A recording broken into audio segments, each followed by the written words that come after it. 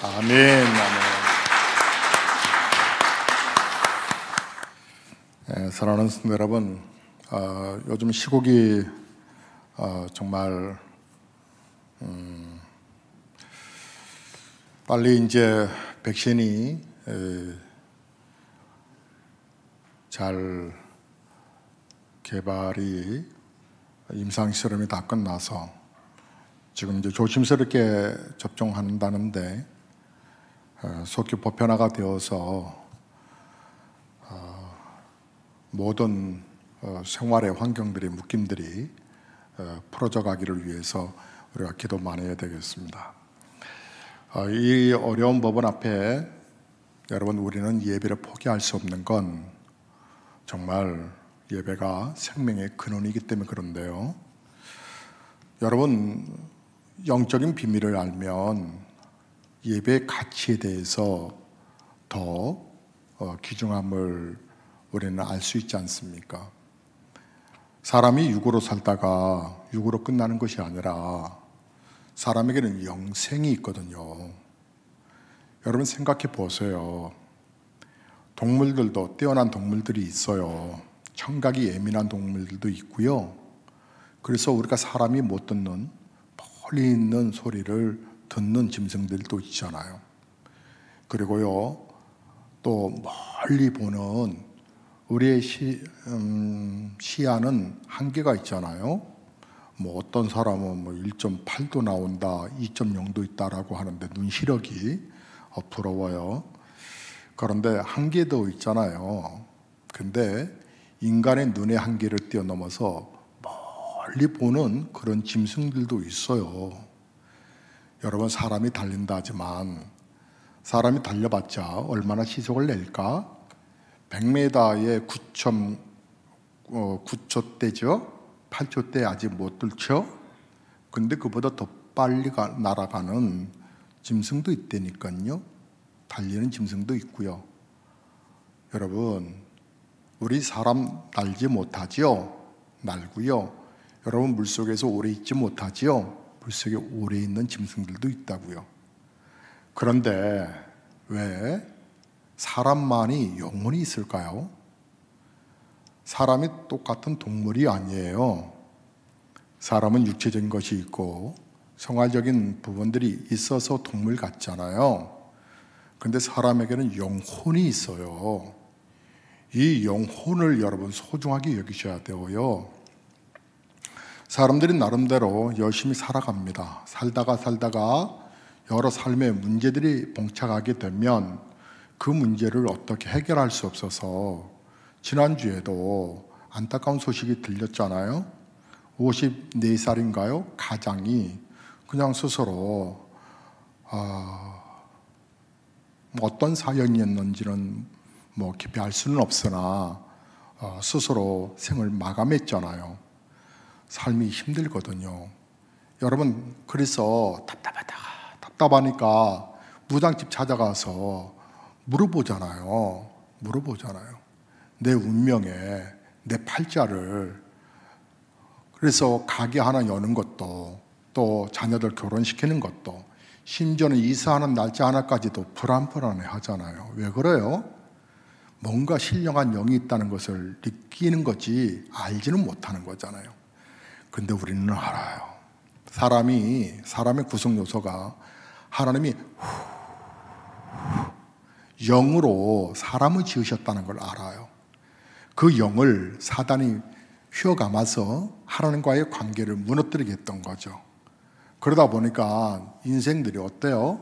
하나님을 떠난 인생들이 열심히 살아간다 하지만 수고와 슬픔과 눈물만, 그러니까 답답하니까 하나님 만나지 못하는 인생들이 어떻게 해요? 극단적인 선택을 하고 말잖아요. 여러분, 그러나 우리는 그렇지 않아요. 우리 하나님을 만났어요. 우리 예수님을 보내주셨던 거죠. 그 예수님이 우리에게 생명을 주신 거예요. 마치 죽어가는 사람에게 인공호흡을 시킨 것처럼 말이에요. 이 영생이 있어요. 이 영의 세계가 있어요. 그래서 우리 인생이 불행한 것은 우리의 창조주, 우리를 만난 분을 못 만났기 때문에 그런 건데, 그분을 만나면 달라져요. 지금 여러분, 코로나19로 해서 많이 위축하지만, 그래서 뭐 문 닫는 집도 되게 많고요. 상당히 어렵다고들 그러고요. 실제적으로 어려워요. 그런데도 우리가 오늘 찬양 선곡을 참 잘해 주셨는데, 여러분, 더 우리는 밝은 찬송을 해야 되고 더 전능하신 하나님의 능력을 제한하지 말아야 되는데, 흑암의 사단의 세력은 영이 안 열린 사람들은 그 영적인 세계를 모르니까 날마다 비탄에 빠지고 고통에 빠지는 거죠. 여러분, 우리가 지난주 포도나무에 관한 이야기를 나눴어요. 삶의 가치를 발견하는 것이 중요하다는 메시지의 두 번째 메시지를 이어갑니다. 여러분, 우리의 삶은요, 진정 나를 창조하신 하나님을 만나는 건데요, 가지의 역할은 포도나무에 딱 접붙임 바 되어야 한다라고 그랬잖아요. 그게 얻어지는 열매는 부산물이라고요. 가지의 역할은 딱 붙어 있는 거예요. 그러면 오늘은 제가 이 열매 맺는 거에 관해서 좀 말씀을 드려볼게요. 그러면 실제적인 열매라고 하는 것이 우리 삶에 중요하니까 맺혀지는 것이 있으면 바로 하나님을 더 잘 믿을 수 있지 않을까요? 그 방법을 말씀드리려고요. 그러나 우리는 기초적인 거, 기본적인 거, 날마다 하나님 앞에 은혜를 사모해서 내가 성장해야 한다라고 하는 것을 여러분 미리 공감대가 형성되어 있어야 돼요. 누구나가 갑자기 큰 인물이 되는 건 아니죠.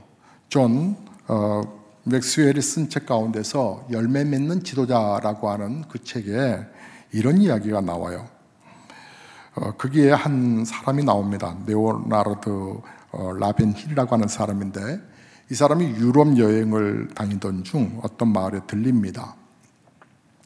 동행했던 여행자 중에 한 사람이 그 마을의 노인에게 묻습니다. 이 마을에는 위대한 사람이 태어난 적이 있으신가요? 있나요? 라고 묻자 노인이 이렇게 대답합니다. 아니요. 그저 태어난 사람들은 갓난 아이들만 태어났죠. 인물들은요, 그 이후에 아마 만들어졌죠? 이렇게 말을 합니다. 제가 여러분에게 한번 묻겠습니다. 혹시 제가 지금 체중이 사우나를 안 간 지가 꽤 돼가지고 정확한 체중은 모르겠지만 아마 85에서 88 사이가 아닐까 생각이 듭니다. 제가 아주 몸무게가 적게 나간 적이 있었어요. 저를 보시면서 제가 가장 적게 나갔을 때를 대충 몸무게를 생각해 보시면 몇 킬로 정도 나갔을 것 같습니까? 우리 박진희 권사님 50킬로요? 권사님은 지금 몇 킬로 나갔어요? 그보다 조금 더 50이 정확하지는 않는데 제가 가장 적게 나갔을 때가 3.2 정도 되지 않았을까? 갓 태어났을 때. 그때가 가장 적게 나갔을 것 같아요. 뭐 그때는 키로수 된 게 아니라 남자인가 여자인가만 봤으니까 모르겠지만 대충 큰 애가 3.8을 낳았으니까 제 낳았을 때 어머니 세대는 뭐 생활들이 힘들었을 테니까 아마 3.0이나 뭐 그 정도 수준은 낳겠죠. 하지만 성장하잖아요. 언제까지 성장해요? 20살까지. 그래서 우리나라에서는 만 19세, 18세에서 성인이라 하잖아요. 성인이 되면 다 껐다는 거죠. 그래서 40대 중반, 후반까지 이제 그 몸을 유지하고 있다가 그 이후부터 이제 노안이 시작되죠. 그리고 마치 그 가을에 그 많은 열매가 맺혀지고 낙엽 떨어지고 열매 떨어지고 앙상한 나무가 남듯이 우리의 생은 이렇게 정리되는 거잖아요. 우리 부모가 가셨던 것처럼 말이에요. 여러분, 그러나 우리에게는 참 놀라운 하나님의 은혜가 있어요.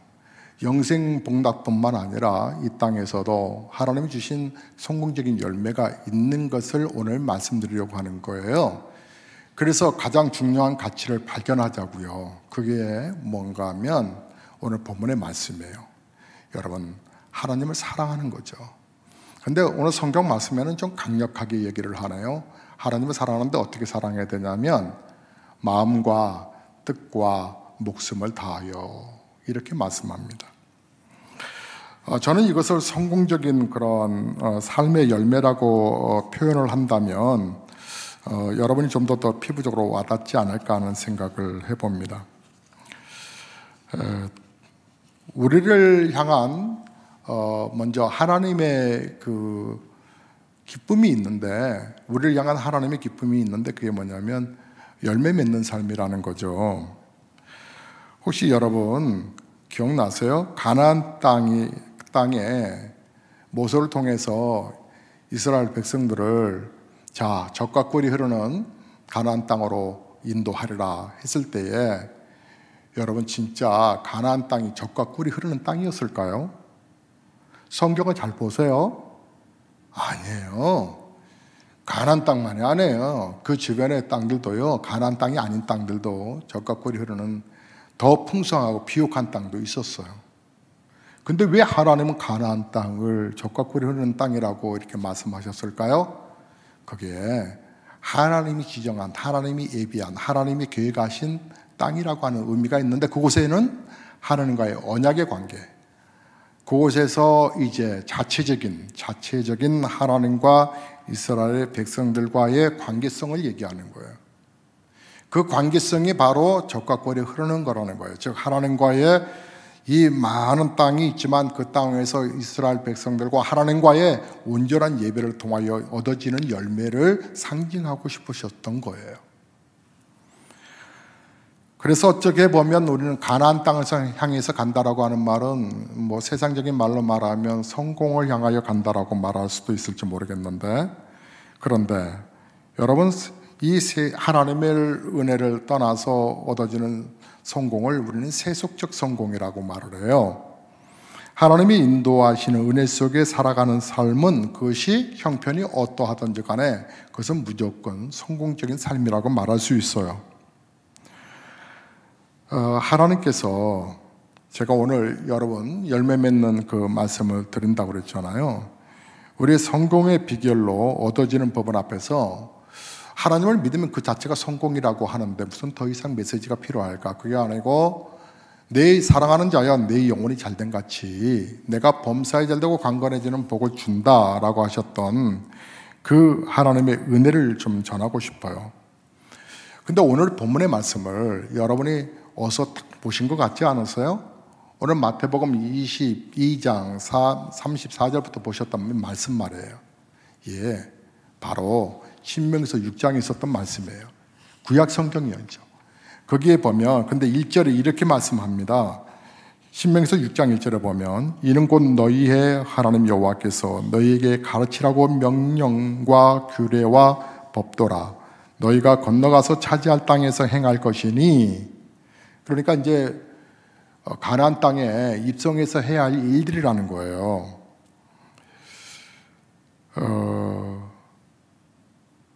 명령과 규례와 법도를 지키는 것이다. 그것이 바로 율법인데, 그래서 그 2절에는 곧 너와 내 아들과 내 손자들이 평생에 내 하나님 여호와를 경외하며 내가 너희에게 명한 그 모든 규례와 명령을 지키게 하기 위한 것이며 또 내 나를 장구하게 하기 위한 것이라.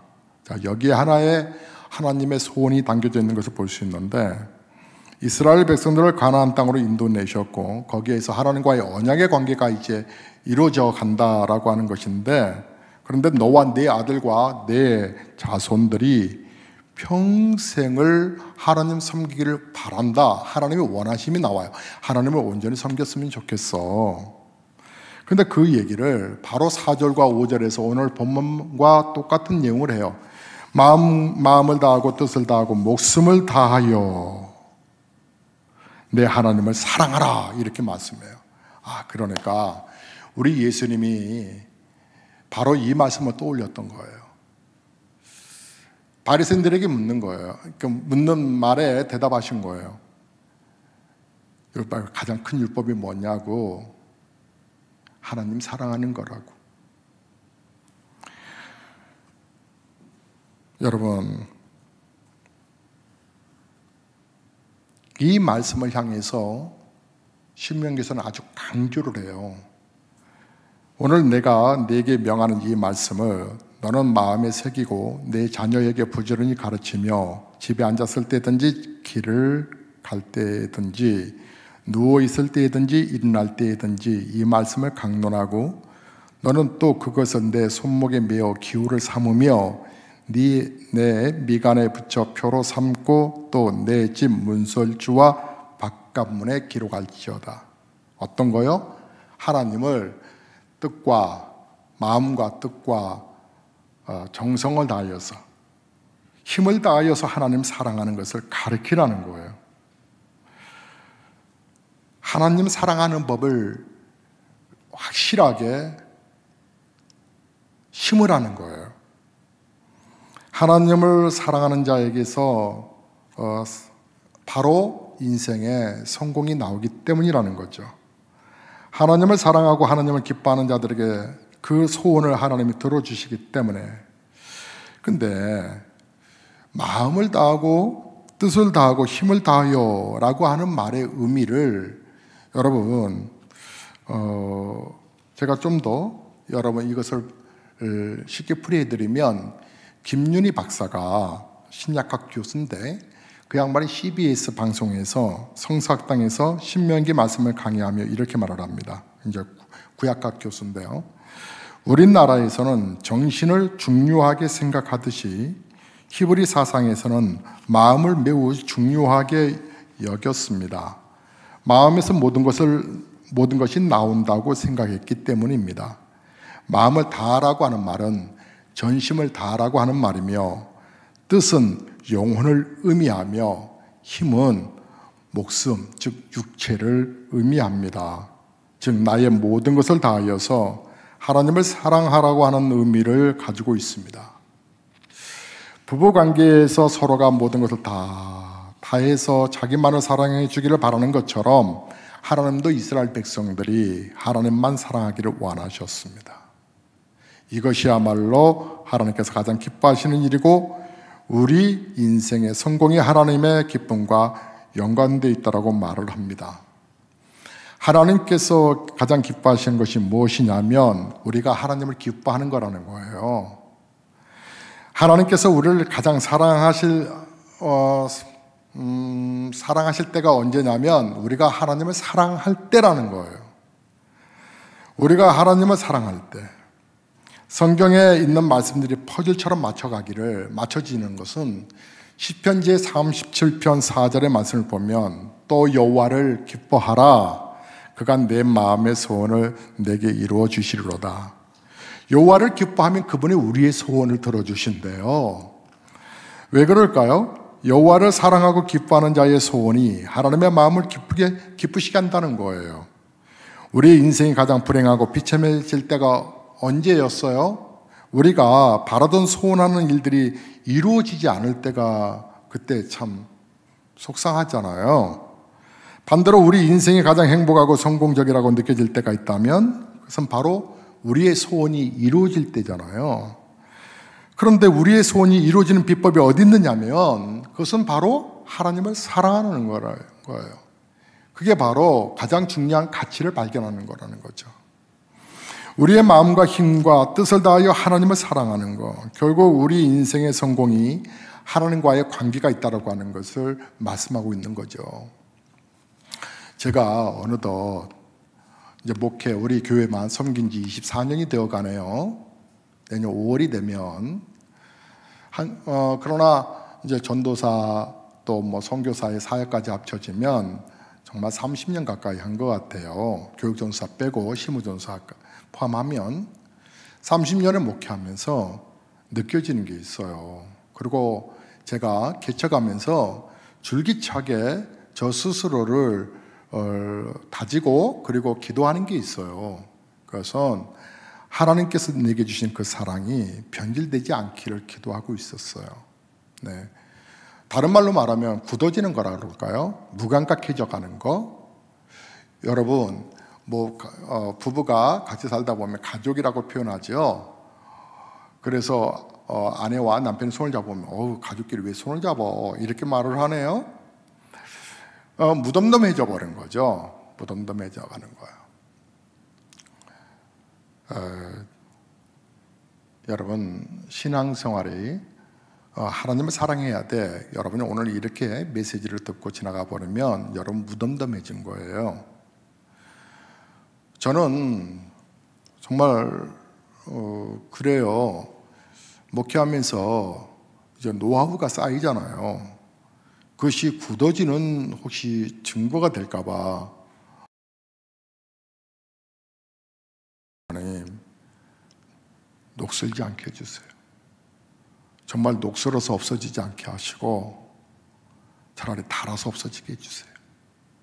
하나님, 썩어 문드러져가는 고목나무, 그 고목나무가 향나무면 그 향나무는 마지막 껍데기까지 향이 있다는데 제 속이 문드러 썩어가도 목회 앞에 예수의 향기는 드러나게 해주세요.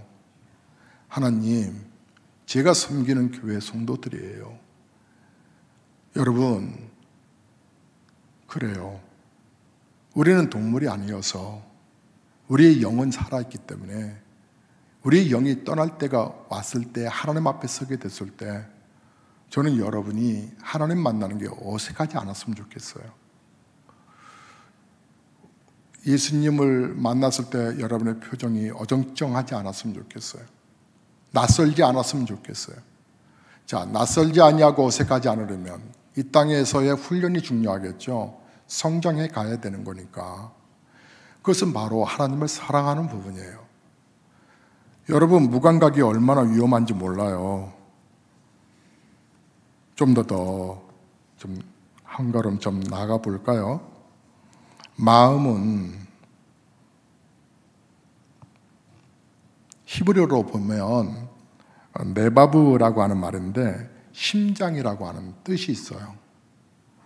심장은 우리 몸에서 가장 깊은 내면을 지칭하지 않습니까? 이 내면에서 우리의 생각과 의지와 감성이 나오잖아요. 그리고 뜻이라고 하는 것은 영어로 보면 soul, 그래서 영혼이라고 그러는데 인간의 열정과 욕망이 자리 잡고 있는 곳이라고 이해되는 단어거든요.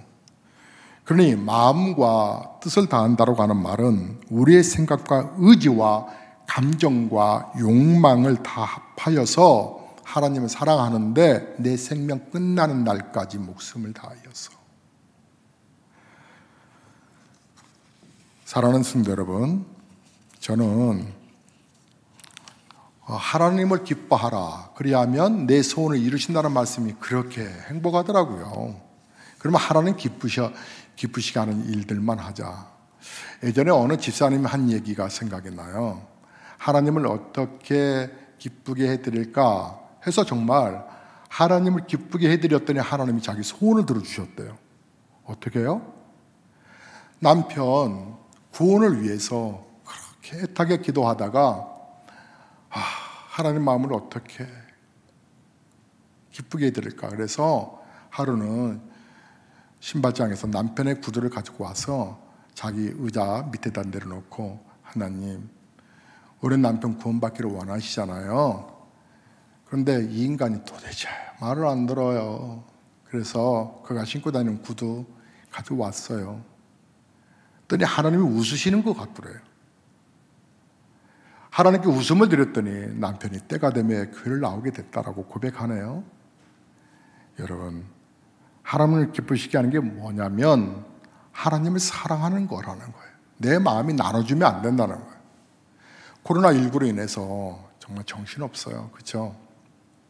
하지만 모두가 다 자영업이 문을 닫는다, 지금 심각해요, 사실은. 그런데 그 가운데서 창업하는 집들이 있어요. 미쳤을까요? 그 가운데서 하나도 아니고 둘, 셋, 넷, 5개가 준비되어 있는데요. 뭐냐고요? 네, 세 번째는 다음 주에 말씀드릴게요. 이미 알고 있는 거예요. 네 번째, 5째는 기도하고 있는 거고요. 여러분, 하나님을 사랑하면 하나님이 주신 지혜가 있고, 하나님을 사랑하면 하나님이 만나게 하는 만남들이 있어요. 너무 신기해요. 그저 나는 하나님을 사랑하는 것밖에 없어요. 근데 하나님은 길을 여셔요. 다음 주에 우리 예배 드리고 나서 파스타 전문점에 가서 우리는 파스타를 먹을 거예요. 여러분, 700명 모인 교회가 마스크를 전 교인들이 다 썼더니 그게 양성 반응자 3명이 있었다는데 한 사람도 걸리지 않았다는 뉴스 보셨죠? 우리 예배당이 넉넉하기 때문에 성탄절 때 연합 예배는 좀 어려울 것 같고요. 성탄절 때 2부와 3부로 이렇게 나눠서 예배 드리려고 그래요. 그러면 아마 그래도 예배당 공간이 있어서 괜찮을 거예요. 물론 온라인 예배도 드릴 거고요. 다음 주 예배 드리고 나서 이제 파스타 전문 가게에 가서 우리가 파스타와 피자와 또 빵과 함께 음식을 먹을 거예요. 먼저 예배를 드릴 거고요. 그 집에 오픈을 하거든요. 저는 아이들이 설빙도 하고 파스타도 하지만 또 커피 전문점도 하지만 그 제니시스 기업 안에 3개가 지금 들어가 있지만 그 밑에 또 한 2개가 곧 달릴 거라 생각이 드는데 저는 꿈을 꿔요. 둘째 아이가 파스타 강남에 본점에 가서 교육을 받느라고 제가 한번 태워다 준 적이 있어요. 주중에요. 갔다 오는 길이 이 주 한강 강변이잖아요. 여의도 쪽으로 지나가는데 빌딩들이 왜 이렇게 높이 솟아 있어요? 뭐 세상 본 것도 아닌데, 근데 그날따라 제가 그 빌딩을 바라보면서 한 3, 40층 된 것 같아요. 하나님, 저 많은 빌딩 가운데 하나는 주실 거지요? 그래서 우리 아이들의 기업이 되게 해주세요. 처음에 시작은 미약하잖아요. 하나가 이제 둘 되기가 쉽지 않고요. 둘이 넷 되기 쉽지 않고, 넷이 여덟 되기 쉽지 않고, 여덟이 16되기 쉽지 않아도 32가 64 되는 건 쉽지요. 그 승법이 계속 이어지면 뭐 못하겠어요? 6.25 지나고 나서 이 황량한 이 땅에 이렇게 세계 선진국이 된 것은 다른 사람들인가요? 우리 선친들인데 우리 애들들은 왜 못하겠어요? 하죠. 하나님 주신 방법을 주세요. 하나님 주신 은혜를 베풀어 주세요. 이게 씨앗에 지나지 않지만. 그래서 저 3, 40층 되는 저 빌딩 하나 거뜬하게 세워서 우리 선교사님들 이제 오시면 저 위에 맨 끝에 층에 스위트홈 만들어서 한두 달이라도 쉬고 가실 수 있도록 정말 하나님을 위해서 멋지게 쓰임받는 자녀들의 기업이 되게 해달라고 제가 축복했어요. 그러기 위해서는 아이들한테 하나님 사랑하는 훈련을 좀 더 시켜야 되겠다 생각했어요. 왜요? 비법이 거기에 있으니까. 여러분 어떠세요? 여러분 정말 하나님 사랑하세요? 정말 하나님을 마음과 뜻과 정성을 다하여서 여러분 사랑하시냐고요? 여러분 아하브라고 하는 말은 단순한 감정이 말하는 게 아니라 심장이라니까요. 심장이 안 뛰면 안 되죠. 뛰어야 되잖아요. 하나님이 사랑하는 부분이 식으면 안 된다고요. 계속 뛰어야 한다고 하는 것이죠. 하나님을 사랑한다는 것은 가장 진실하게 하나님 앞에 선다는 얘기와 같고요. 사랑하기 때문에 나오는 행동은 그 대상을 실망시키지 않는 일들 아니겠어요? 사랑하는 사람을 실망시키면 안 되잖아요. 하나님을 사랑하기 때문에 우리 인생에서 마땅히 행해야 할 일들이 명확해져 가는데 그것이 행복하고 복된 이유는 그것이 우리 인생의 최고의 비결임을 알고 있기 때문인 것이죠. 하나님 앞에 우리의 인생을 맡기는 것은 전적으로 우리의 삶을 하나님께 위탁하는 거거든요. 우리의 인생에 하나님의 낯을 피할 수 없기 때문에 적나라하게 하나님 앞에 우리의 모습을 드러내는 거. 그래서 하나님께 인생을 맡기는 자가 가장 정직할 수밖에 없는 거고요. 여러분, 마음과 뜻과 정성을 다하여 하나님을 사랑하라. 우리 예수님 이것이 가장 크고 강령이다. 이거는 분명한 율법이다. 왜 이렇게 그 말씀 속에는 당당함이 묻어날까요?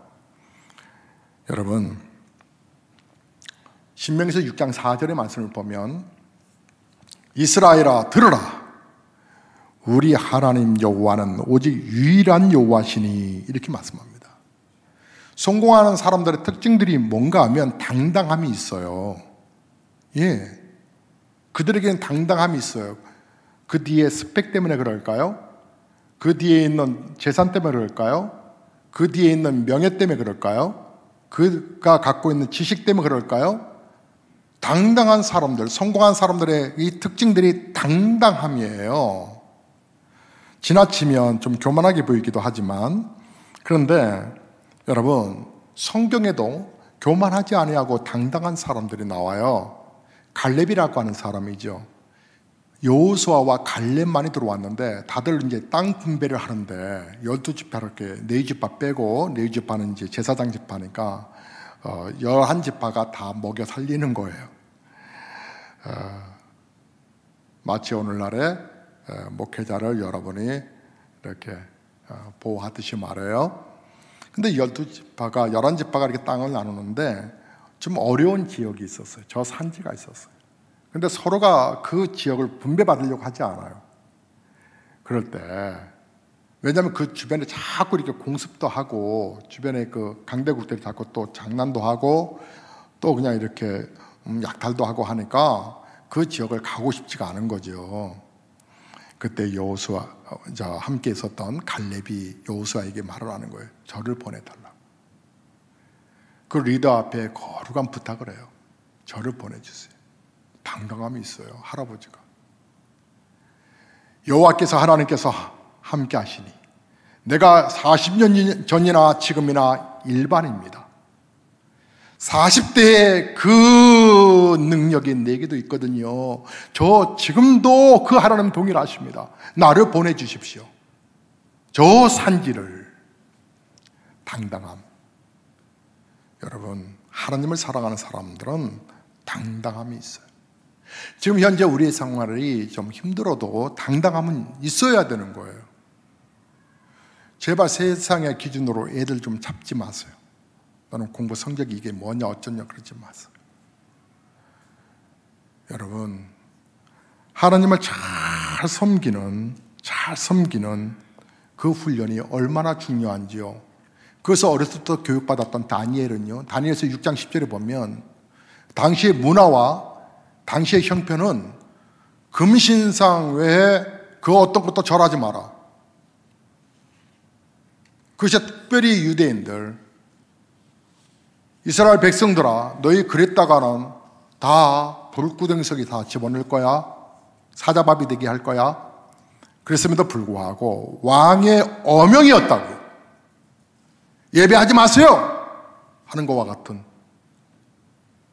어명이었다고. 근데 그는 날마다 하나님 성전을 향하여서 그가 무릎 꿇고 기도하더라. 오히려 창문을 열었다고 그래. 당당. 나는 여호와 하나님을 섬깁니다. 당신들이 아무리 그래도 다니엘은 상당히 수준이 높아질 대로 높아졌어요. 근데 그것만 살짝 감추면 되는데 그걸 감추지 않고 오히려 문을 열고 당당하게 나는 여호와 하나님을 섬기는 자입니다.